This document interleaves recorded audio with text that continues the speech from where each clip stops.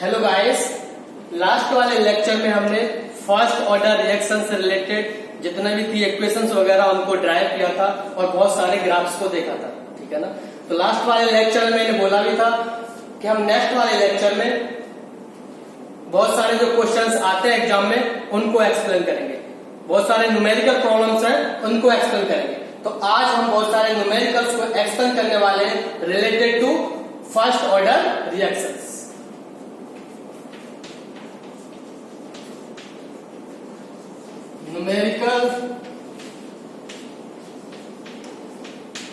Numerical problems.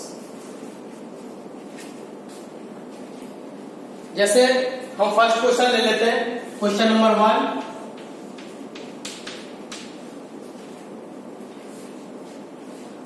For first order reaction, first order reaction, for first order reaction, rate constant is 0.0693.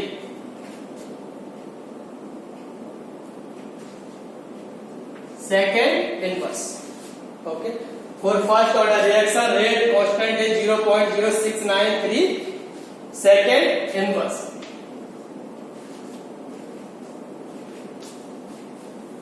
Then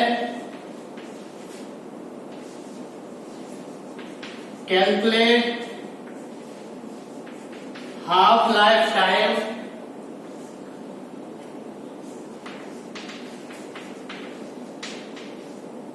for this case. ठीक है।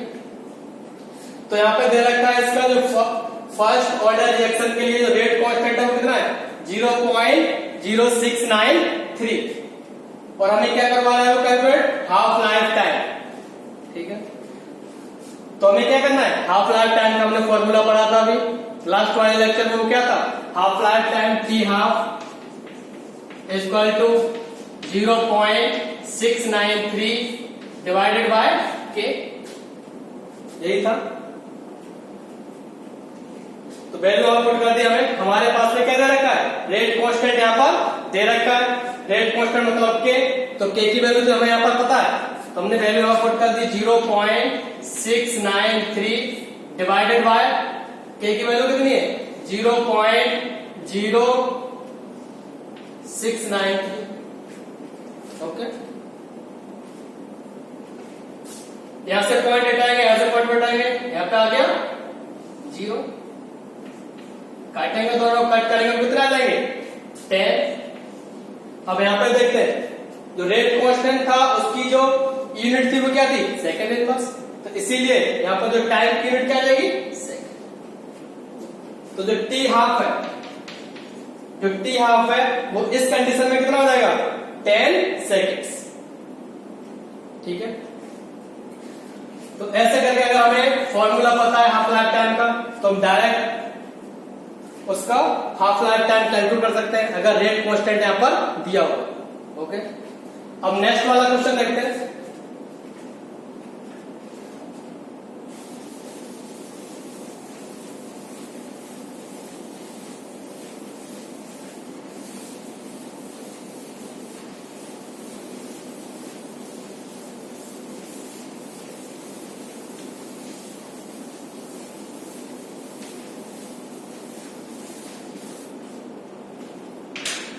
Next वाला question लेते हैं। If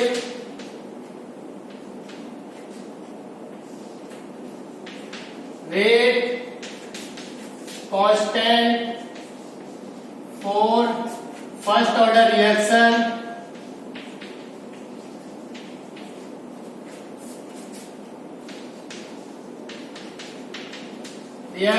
is 2.303 minute inverse. Okay, if rate constant for the first order reaction is 2.303 minute inverse। यहाँ पर rate constant दे रखा है,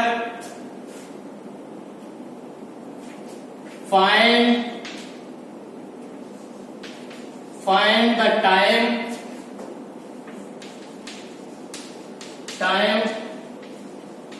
in which reaction complete 90%। Okay, तो रेट कांस्टेंट मतलब के की वैल्यू दे रखी है यहाँ पर कितनी 2.303 मिनट इनवर्स। हमें क्या निकलवाना है वो find the time in which reaction complete 90%। हमें वो टाइम पता करना है जिस टाइम में रिएक्शन जो होगी हमारी वो 90% कंप्लीट हो जाएगी। ओके, अब यहां पर दे रखा है फर्स्ट ऑर्डर रिएक्शन। जैसे ही फर्स्ट ऑर्डर दिखाई देगा हम क्या करेंगे, फर्स्ट ऑर्डर का जो न्यूमेरिकल प्रॉब्लम को सॉल्व करने के लिए जो इक्वेशन ली थी हमने उसको यहां पर लिखेंगे। तो क्या थी हमारे पास में T equal to 2.303 divided by K log A0 divided by.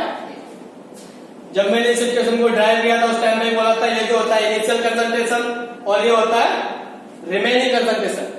ठीक है, तो यहाँ पर मैंने बोल रखा है यहाँ पर 90% रिएक्शन कंप्लीट हो गई। अगर 90% रिएक्शन कंप्लीट हो जाएगी तो बचेगी कितनी 10%। ठीक है ना, तो A की वैल्यू कितनी हो जाएगी 10 हो जाएगी और A0 कितना लेंगे हम 100 ले लिया हमने। ठीक है ना, तो इसमें इक्वेशन पुट कर देते हैं T इक्वल टू 2.303 K की वैल्यू पुट कितनी करनी है 2.303 हमें यहाँ पर दे रखी है। तो 2.303 log A0 कितना लिया हमने पूरा का पूरा होगा वो तो 100%। ठीक है ना, अब A 90% अगर कंप्लीट हो जाएगी तो बचेगा कितना 10%। तो A की वैल्यू कितनी हो जाएगी 10 हो जाएगी। ओके, 10 से इसको डिवाइड कर देंगे 10 आ जाएगा। तो T equal to 2.303 divided by 2.303 log 10। अब log 10 की वैल्यू पता हमें कितनी होती है 1 होती है। यहां पर हमने 1 पुट कर दिया। तो T इक्वल टू 2.303 इंटू 1। अब ये तो ये कट जाएगा, कैंसिल आउट हो जाएगा पूरा, ये भी कितना आ जाएगा 1 आ जाएगा। तो T इक्वल टू कितना आ जाएगा 1। अब यहाँ पे यूनिट देखते हैं, मिनट इनवर्स था तो टाइम किसमें आएगा मिनट्स में आएगा।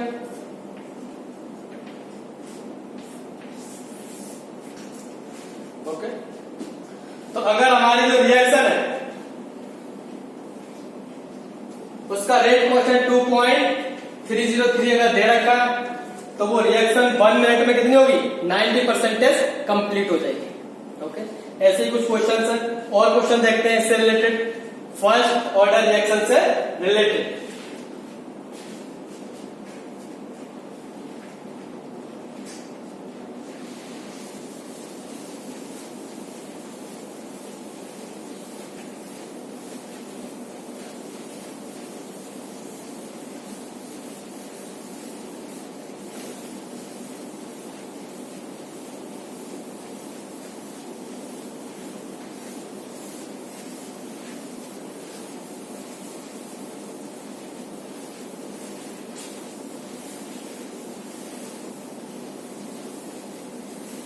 ओके, नेक्स्ट क्वेश्चन देखते हैं, बहुत ही अच्छा और इंपोर्टेंट क्वेश्चन है।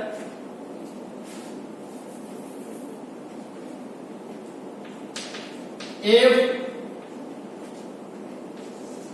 20%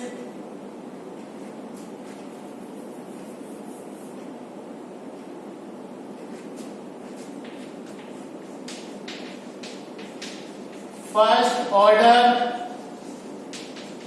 reaction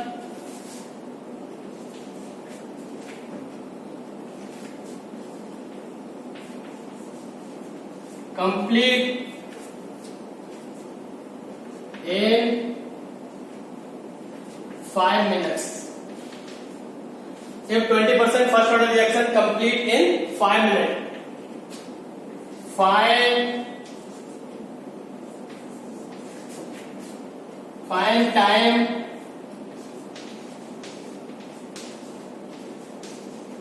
in which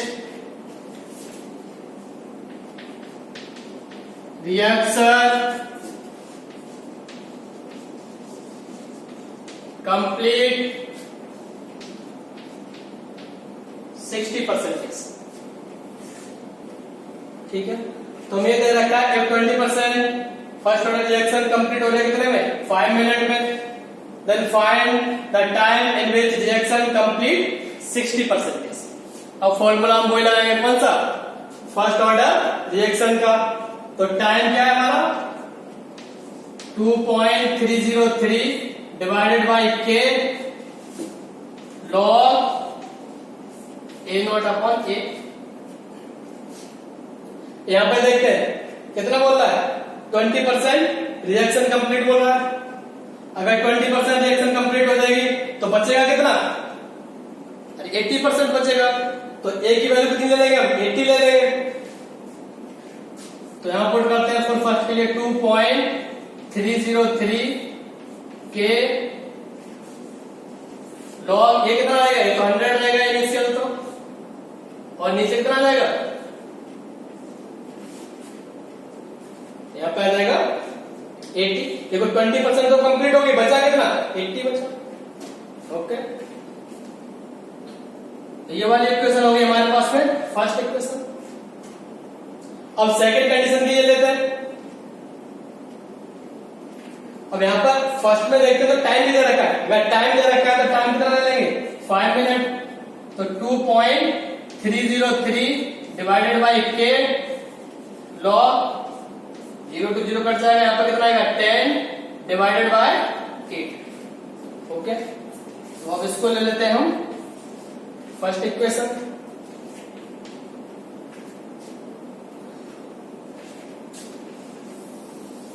अब सेकंड देखते हैं.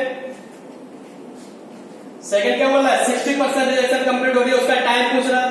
यहां पर ही कोई लगा देते हैं t इक्वल टू कितना हो जाएगा? 2.303 डिवाइडेड बाई k लॉग, और यहां पर 100, और ये बचे कितना बचेगा? अरे 60% तो कंप्लीट हो गई ना, कितना बचेगा? 40 बचेगा. तो यहां पर ये 40, तो ये कट जाएगा दोनों. तो t इक्वल टू कितना आएगा? 2.303 के लॉग 10 अपॉन. ये वाली जो इक्वेशन है वो हमारी सेकेंड इक्वेशन है. ठीक है, अब हमें क्या निकालना है? टाइम निकालना है. अगर टाइम निकालना है तो सेकेंड वाली इक्वेशन क्या करेंगे हम? डिवाइड कर देंगे किससे? फर्स्ट इक्वेशन से. Divide second by first. तो सेकेंड से फर्स्ट डिवाइड कर देंगे तो क्या बचेगा? अरे ये वाली हमारे पास तो t ऊपर आ जाएगा, t, और ये 5. हम क्या कर रहे हैं? सेकेंड इक्वेशन को फर्स्ट से डिवाइड कर रहे हैं. t upon 5. ठीक है, अब ये तो कट हो जाएंगे. ये वाला टर्म डिवाइड में क्या होगा? कट हो गया. ठीक है, तो यहां पर ऊपर कितना बचेगा? लॉग 10 अपॉन 4, और इससे कितना आएगा? Log 10 upon 8. इतना आ गया. अब t अपॉन 5. अब ये डिवाइड में तो ऐसे लिख सकते हैं हम इसको, लॉग 10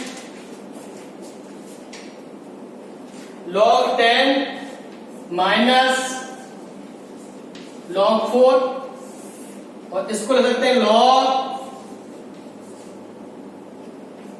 10 माइनस log 8. ठीक है,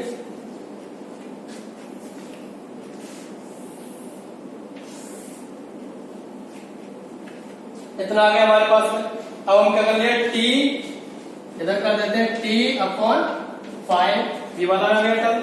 log 10 की वैल्यू कितनी होती है, अरे log 10 की वैल्यू कितनी होती है 1 माइनस, अब log 4 लिखा हुआ है, log 4 को कैसे लिख सकते हैं हम, 2 log 2, अरे इस वाले 2 को हम इधर पावर में लगा हुआ था, इसको आगे लगा लिया हमने, इसको इधर लेके जाएगा तो क्या हो जाएगा 4 हो जाएगा, ऐसे सकते हैं इसको। ऐसे ही सिमिलरली इसको log 10 की वैल्यू कितनी हो गई 1 माइनस, अब log 8 को कैसे ले सकते हैं 2 की पावर 3, तो यहां पर 3 आ जाएगा और log, ठीक है। अब मैंने log 2 की वैल्यू पहले बताई थी, तो कितना होता है 0.3 के अप्रॉक्स में होती है, तो 0.3 यहां पुट कर देंगे तो t अपॉन 5 1 माइनस 2 इंटू 0.3, ऐसे यहां पर कर देंगे 1 माइनस 3 इंटू 0.3,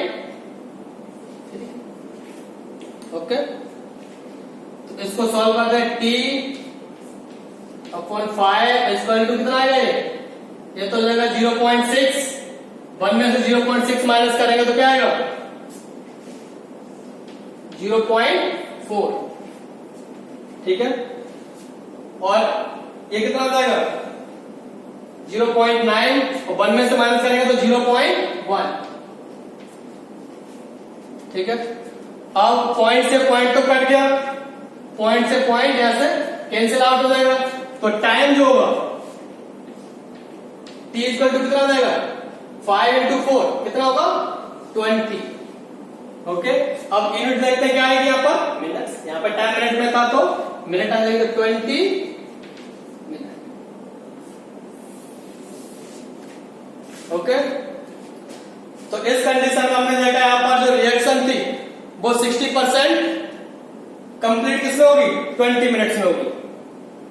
तो ऐसे क्वेश्चन जो होते हैं एग्जाम में बहुत ज्यादा पूछे जाते हैं, और इन क्वेश्चंस को हमें सही से प्रैक्टिस करना है, जिससे हम सही से इजीली जो न्यूमेरिकल्स आते हैं उनको इजीली सॉल्व कर पाए, ओके।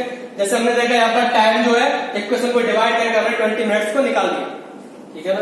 तो ये क्वेश्चंस और जो किए हैं ऐसे क्वेश्चन करते रहो, जिससे आगे आने वाले टाइम में कोई प्रॉब्लम ना हो, ठीक है ना। और भी जो होगा हम नेक्स्ट टॉपिक स्टार्ट करेंगे, एक नया टॉपिक, ओके। तो आज का लेक्चर यहीं पे खत्म होता है, थैंक यू।